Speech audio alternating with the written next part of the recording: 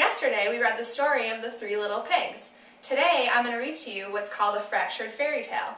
This is called the true story of the three little pigs as told from the wolf's perspective. As I'm reading, I want you to think about the plots of each of the stories and how they are different. And as to review, the plot is the events of a story.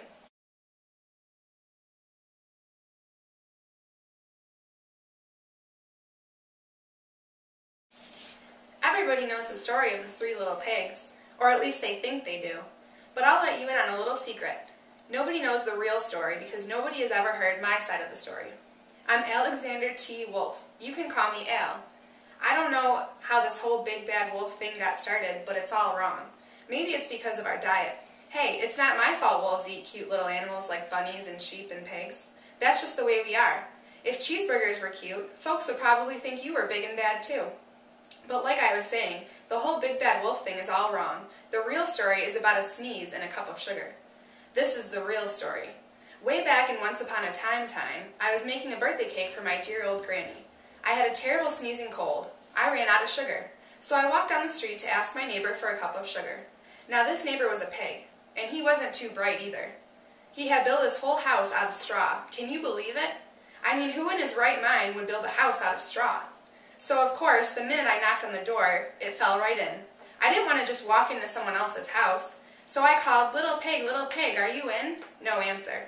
I was just about to go home without the cup of sugar for my dear old granny's birthday cake. That's when my nose started to itch. I felt the sneeze coming on. Well, I huffed, and I snuffed, and I sneezed a great sneeze. And you know what? The whole darn straw house fell down. And right in the middle of the pile of the straw was the first little pig, dead as a doornail. He had been home the whole time. It seemed like a shame to leave a perfectly good ham dinner lying there in the straw, so I ate it up.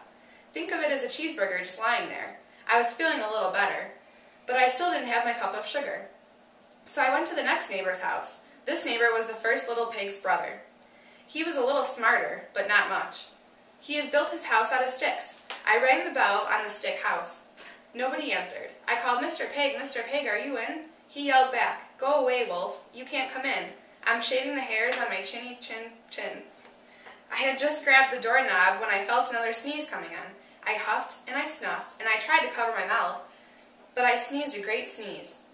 And you are not going to believe this, but the guy's house fell down just like his brother's. When the dust cleared, there was the second little pig, dead as a doornail, Wolf's honor.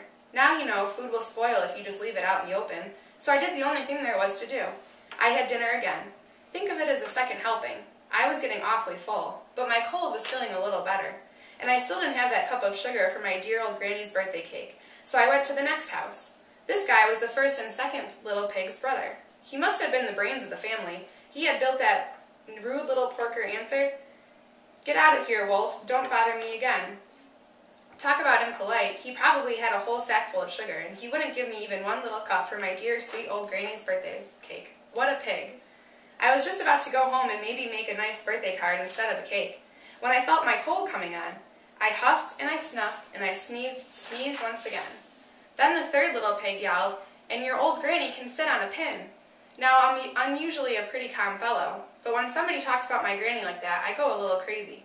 When the cops drove up, of course I was trying to break down the pig's door, and the whole time I was huffing and puffing and sneezing and making a real scene. The rest, as they say, is history. The news reporters found out about the two pigs I had for dinner. They figured a sick guy going to borrow a cup of sugar didn't sound very exciting, so they jazzed up the story with all of that huff and puff and blow your house down, and they made me the big bad wolf. That's it, the real story. I was framed.